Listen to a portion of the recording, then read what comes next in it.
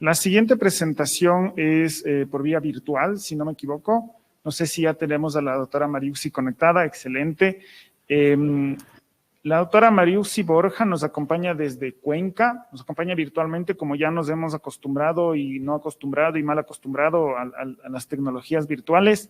Ella es médica por la Universidad de Cuenca, tiene un diploma superior en gestión de desarrollo local y salud por la Universidad Técnica Particular de Loja, es magíster en gerencia de salud para el desarrollo local por la Universidad Técnica Particular de Loja, es especialista en endocrinología y metabolismo por la Universidad de Sao Paulo de Brasil.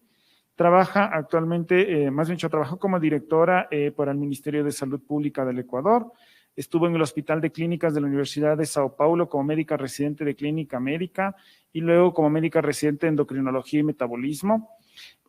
Trabajó como profesora de la Cátedra de Medicina Interna en la Universidad Católica de Cuenca, Extensión Azogues, en el 2017 y 18. Actualmente trabaja en la Clínica Humanitaria San José de Azogues y en su consulta privada en la Torre Médica en Cuenca desde el 2018 hasta la actualidad. Ella nos va a hablar de lo que yo diría en la continuación de la charla de la doctora Solís. Esto viene siendo mujeres en posmenopausia y síndrome de ovario poliquístico. Nos hemos olvidado de ellas, entonces tenemos a la doctora que nos acompaña. Muchas gracias por acompañarnos desde la linda ciudad de Cuenca. No sé si haga tanto frío como aquí en Quito, pero muchas gracias por su cálida presentación de antemano. Buenos días, no sé si me escuchan. Claramente. Sí, excelente. Buenos días, es un placer poder participar de tan excelente congreso. Pienso que la endocrinología tiene muchos lazos con las mujeres. Entonces, ¿de qué manera celebrarles de mejor forma que brindándoles herramientas de información al personal de salud para ayudar y mejorar la salud de ellas? El tema que me han pedido, del que hable hoy en la conferencia, es mujeres en la posmenopausia y síndrome de ovario poliquístico. Nos hemos olvidado de ellas. Voy a empezar recreando aquí un caso clínico que es frecuente en la consulta. Mujer de 56 años que llega a la consulta por alteraciones de la glucosa desde hace unos 2 meses. Entre los antecedentes personales patológicos tiene una historia de ovario poliquístico a los 26 años, usó metformina y anticonceptivos por 6 años, tuvo dificultad para embarazarse de su primer hijo, para lo que utilizó estimulantes de la ovulación. En antecedentes patológicos familiares no refiere nada importante, y entre los antecedentes gineco-obstétricos tuvo una menarquia a los 13 años, gestas 2, cesáreas 2 e hijos vivos 2, pasó por la menopausia a los 50 años, no necesitó terapia de reposición hormonal. En el examen físico, ella tiene un peso de 75 kilos, una talla de 1,55 m, que da un índice de masa corporal de 31.2, obesidad grado 1, una circunferencia abdominal de 105 centímetros, recordemos que para esa estatura máximo debería ser unos 80 centímetros, que en el examen de sangre que nos trae tiene una glucosa de 102, una hemoglobina glicosilada de 6%, colesterol 283, triglicéridos 200, colesterol malo 160 y un colesterol bueno de 35. Entre los diagnósticos que lo coloqué aquí, obesidad grado 1, prediabetes, dislipidemia, un síndrome metabólico. La pregunta aquí es, ¿el síndrome de ovario poliquístico tiene alguna implicación en la menopausia? El síndrome de ovario poliquístico, como ustedes vieron en las anteriores ponencias, es un trastorno endocrino común con manifestaciones clínicas muy heterogéneas. Es una afección de por vida y se asocia con riesgos metabólicos y con riesgos metabólicos para la salud a largo plazo, que pueden trascender más allá de la edad reproductiva. Vamos a hablar hoy del efecto en la salud a largo plazo del ovario poliquístico en esa transición a la menopausia. El ovario poliquístico es muy común en mujeres en edad reproductiva, su prevalencia oscila entre 4 y 21%, dependiendo de la población que estamos estudiando, de los criterios utilizados. Como ya dijo la doctora anteriormente, los criterios de Rotterdam son en los que nos basamos para poder diagnosticar oligoanovulación, hiperandrogenismo clínico bioquímico y presencia de morfología de ovario poliquístico en ultrasonido. Estas características me permiten identificar estos fenotipos, hablando del fenotipo A y el B como los más severos. ¿Qué pasa con el ovario poliquístico, con este síndrome en la menopausia? La evidencia nos está mostrando que este fenotipo mejora cuando las mujeres envejecen. ¿Por qué? Porque aumentan los ciclos menstruales, se vuelven más regulares, disminuye el volumen del ovario, disminuye el número de folículos y disminuyen los niveles séricos de andrógenos también. Un estudio longitudinal con un seguimiento de 20 años nos demostró que la prevalencia de los fenotipos más severos que habíamos hablado, el A y el B, se redujo a los 40 años de edad de la vida en las mujeres que tenían ovario poliquístico. En muchas pacientes ya no se podía hacer el diagnóstico del ovario poliquístico y el fenotipo fue menos severo durante este periodo de edad. Bueno, y ahora, ¿qué pasa con los riesgos para la salud a largo plazo? He traído varios estudios aquí que van a hablar de varios tópicos, ¿no? Primero, que es la obesidad. Vean cómo la obesidad, en particular de origen visceral, es una característica muy común que influye tanto en la gravedad de los trastornos reproductivos cuanto en las características cardiometabólicas de estas pacientes. Voy a hablar primero aquí del riesgo de los pacientes con ovario poliquístico en edad reproductiva.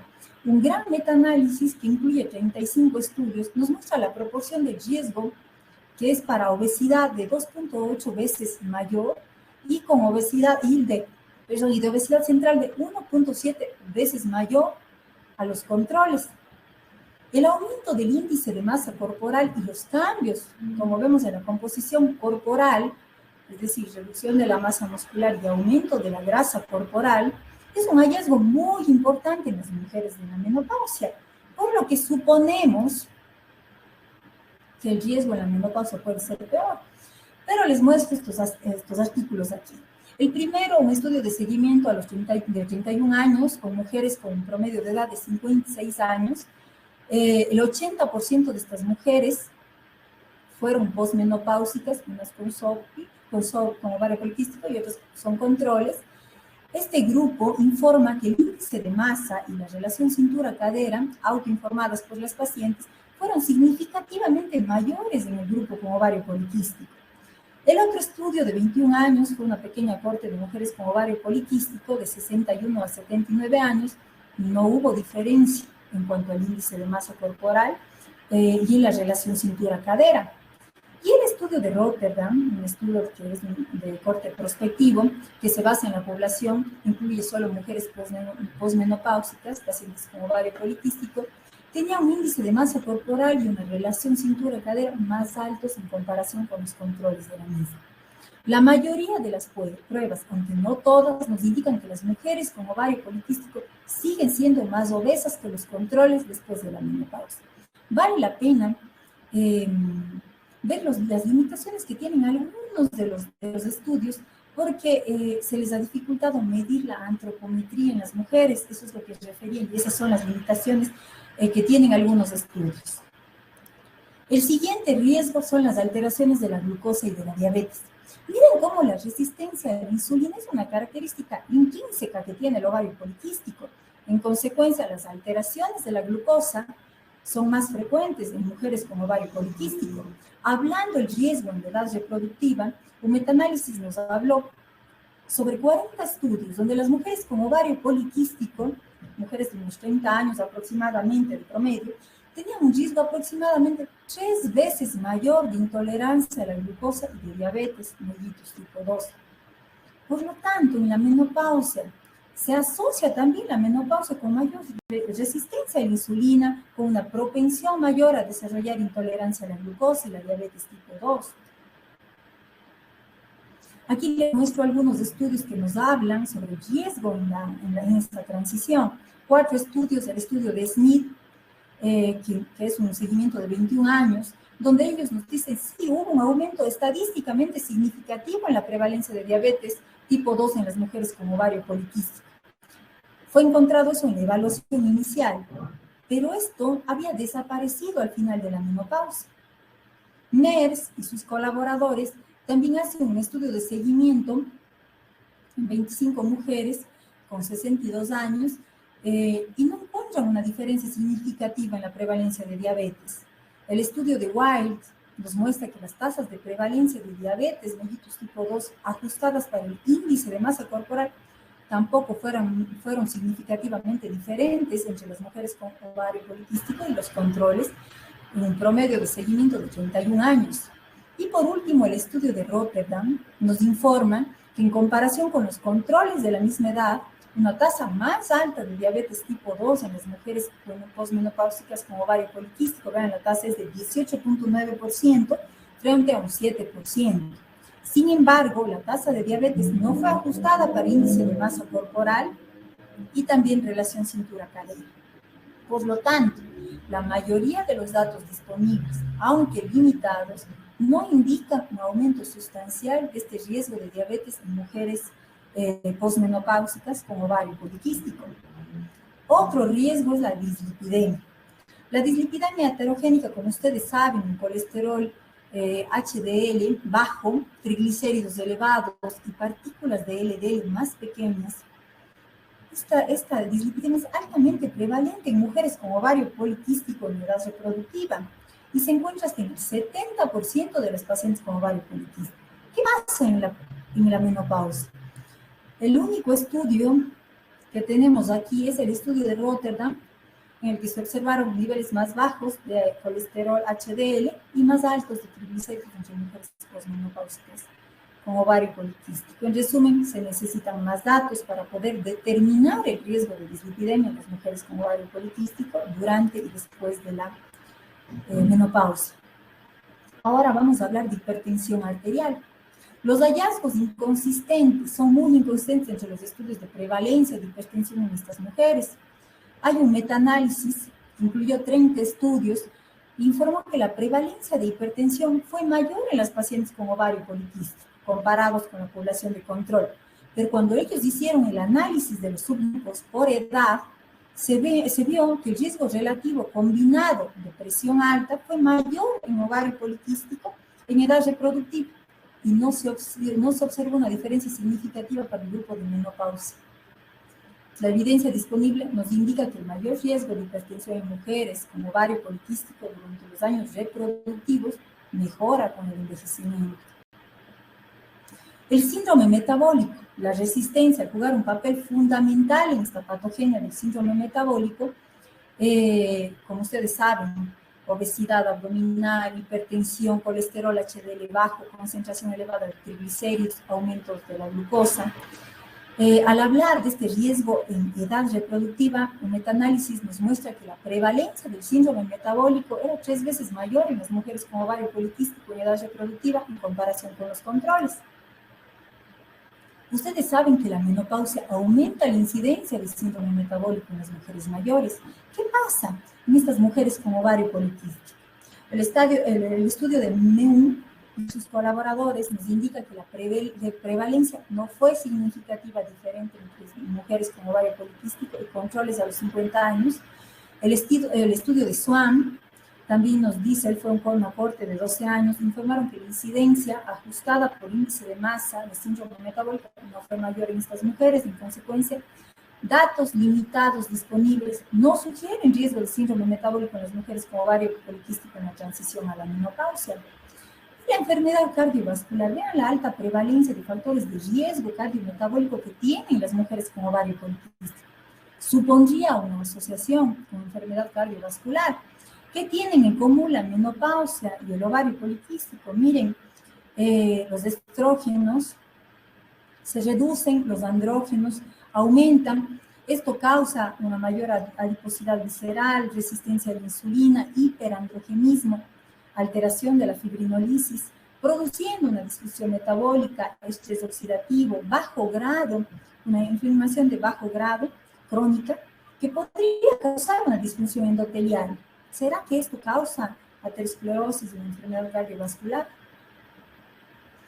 Hay evidencia importante sobre el aumento del grosor de la íntima media, tanto de la arteria carótida como de la arteria coronaria, calcificación o también disminución de la dilatación mediada por flujo. Esto es muy frecuente en mujeres con ovario poliquístico. Al revisar los estudios de riesgo de enfermedad cardiovascular en edad reproductiva, encontramos que los estudios publicados tienen varias inconsistencias, son muy controvertidos, y la mayoría de los estudios previos son con mujeres pre- y postmenopáusicas, donde la mayoría no había alcanzado las edades en las que la enfermedad cardiovascular puede ser prevalente. Aquí, la guía internacional basada en evidencia tampoco encontró ninguna diferencia estadística entre el grupo de ovario poliquístico y sin ovario poliquístico en mujeres con menopausia, infarto de miocardio, accidente cerebrovascular. Y el estudio de Rotterdam tampoco tuvo diferencia en la supervivencia libre de eventos de cardiopatía coronaria o accidente cerebrovascular, después de ajustar por factores de riesgo. Entonces, el síndrome de ovario poliquístico puede no conferir riesgo adicional de accidente cerebrovascular en mujeres o eventos cerebrovasculares en mujeres de edad avanzada. Y por último, apnea del sueño. Como ustedes saben, la apnea obstructiva del sueño es un trastorno crónico del sueño caracterizado por obstrucciones recurrentes, completas, que son apneas o parciales de las vías respiratorias y hipopnea, durante el sueño, que pueden causar microdespertares. El riesgo del ovario de las mujeres en ovario poliquístico en edad reproductiva de tener apnea del sueño nos muestran muchos estudios que sugieren que hay mayor riesgo de apnea obstructiva del sueño en estas mujeres. Un metaanálisis reciente nos confirmó la prevalencia combinada de apnea obstructiva del sueño en pacientes con ovario poliquístico. Esta prevalencia era de un 35% en esas mujeres. Los mecanismos fisiopatológicos aún no están identificados por completo, pero se piensa que la edad avanzada y la obesidad nos causan este mayor riesgo, pero también se ha visto que hay una persistencia de mayor riesgo de apnea obstructiva del sueño en mujeres de peso normal con ovario poliquístico. Es por eso que se ha pensado en otros factores de riesgo y se propone la resistencia a la insulina, el hiperandrogenismo, la reducción del estrógeno y la progesterona, bueno, y la obesidad que ya habíamos hablado, para producir esta apnea obstructiva del sueño. Existe un marcado aumento en la prevalencia de apnea obstructiva del sueño en mujeres en transición a la menopausia en la población general.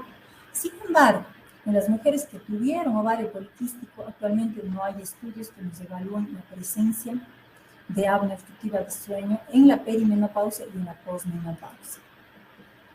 Bueno, y ahora, la verdad es que yo tuve ovario poliquístico y me da un poco de miedo y no quisiera tener en mi edad reproductiva ninguno de todos estos riesgos: obesidad, intolerancia a la glucosa y diabetes, cáncer de endometrio, dislipidemia, síndrome metabólico, a pesar de que no hay estudios que nos muestren una mayor cantidad de eventos cardiovasculares. Y en la menopausia, de lo que hemos hablado, en realidad, en las mujeres con ovario poliquístico no hemos podido encontrar un mayor riesgo por algunos problemas en los estudios en sí, por diferencias. Y vean cómo el ovario poliquístico es una enfermedad tan heterogénea, pero no se olviden que vean estos cambios que suceden en nosotras las mujeres durante la menopausia: obesidad, prevalencia incrementada, intolerancia a la glucosa y diabetes tipo 2, hipertensión, dislipidemia, síndrome metabólico, eventos cardiovasculares, todo se incrementa durante la menopausia. Nunca estará de más que nosotros como médicos podamos ayudar a las pacientes con instrumentos y herramientas importantes, principalmente para medicina, para hacer medicina del estilo de vida. ¿Por qué? Porque ellas, desde que ellas tienen, ahora que está presentándose muy frecuente en adolescentes, en su edad media, en su transición a la menopausia y en la menopausia, nuestra herramienta fundamental va a ser un mejor estilo de vida. Conclusiones. El ovario poliquístico, como ustedes ven, es un trastorno endocrino, metabólico y reproductivo de por vida, que afecta a millones de mujeres en todo el mundo. La evidencia actual nos dice que las mujeres en edad reproductiva con ovario poliquístico sí tienen mayor factor de riesgo cardiometabólico, tienen mayor riesgo de diabetes, de síndrome metabólico, de apnea obstructiva del sueño, de cáncer de endometrio y trastornos del humor. A pesar de que tengan un perfil cardiometabólico peor, la evidencia disponible no nos sugiere fuertemente una morbilidad y mortalidad cardiovascular mayor o prematura en mujeres con ovario poliquístico. Pero tenemos que tener en cuenta que el efecto de la transición a la menopausia sobre las consecuencias para salud a largo plazo todavía es aún incierto.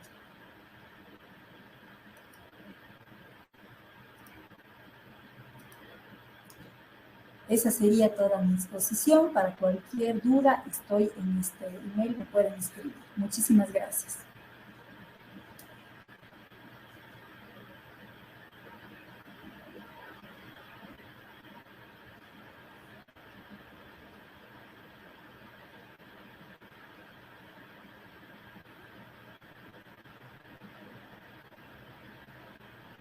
No estoy escuchando nada. Parece que está hablando y no lo estoy escuchando. Doctora Borja, ¿ahí me escucha? Ahí sí, ahí sí. Ya. Decía entonces, esto es como la continuación, porque en realidad el ovario poliquístico, las mujeres que sufren de ovario poliquístico, no termina ahí. De hecho, vemos que el riesgo posterior es increíblemente grande. Ahora, como le pregunté a la doctora Gervis en la sesión de preguntas de ella, una de las opciones terapéuticas importantes en las mujeres que tienen exceso de peso es el descenso de peso, que va a llevar a controlar el ovario poliquístico. Y luego, ¿qué es lo que sucede con estas mujeres que logran descenso de peso durante, digamos, su juventud, su adultez temprana? ¿Cuál es el riesgo posterior, o sabemos cuál es el riesgo posterior de las complicaciones metabólicas que usted nos mostró en la posmenopausia? Me refiero, si ya bajaron de peso en la premenopausia, ¿cómo les va a ir en la posmenopausia, doctor? Gracias por la pregunta. La verdad es que nosotros estamos viendo cada día, la tecnología y la medicina ha ido avanzando, que vamos viendo que enfermedades como la diabetes, como la prediabetes, se pueden remitir. Es tan importante esa grasa visceral que está guardada, que está alojada en el abdomen, que al reducir eso tenemos riesgos debido al ovario poliquístico, pero al reducir de peso, al mejorar nuestro estilo de vida, vamos a reducir estos factores de riesgo y vamos a tener menos riesgo de diabetes, menos riesgo de dislipidemia, menos riesgo de 13 tipos de cánceres que nos lleva el sobrepeso y la obesidad. Entonces, vamos a tener una mejora y estaríamos haciendo prevención en este caso. Asimismo, en la menopausia, porque vemos que para la menopausia mejoraríamos muchísimo al mejorar nuestro estilo de vida. Y eso me lleva a la siguiente, que creo que es la última pregunta, porque no hay ninguna en la aplicación ni hay aquí en la sala. ¿El descenso de peso que se intenta con una paciente posmenopáusica es similar o hay alguna diferencia con el descenso de peso que se intenta en una paciente en la premenopausia? La verdad es que cada paciente debe ser individualizado. Igual es en la edad. Recordemos que las mujeres en la menopausia tenemos una reducción después de los 45 años de su masa muscular y un aumento de su grasa visceral. Entonces, lo importante es ir controlando.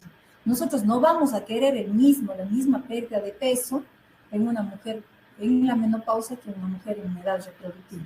Sí, todo eso son controles individualizados que tenemos que hacer con las pacientes. Pero siempre intentando de que la musculatura se mantenga y la pérdida de grasa principalmente sea la visceral y la adecuada para cada paciente. Muchas gracias a la doctora Borja. Eso como introducción a la siguiente charla. Gracias, doctora Borja, por acompañarnos desde Cuenca.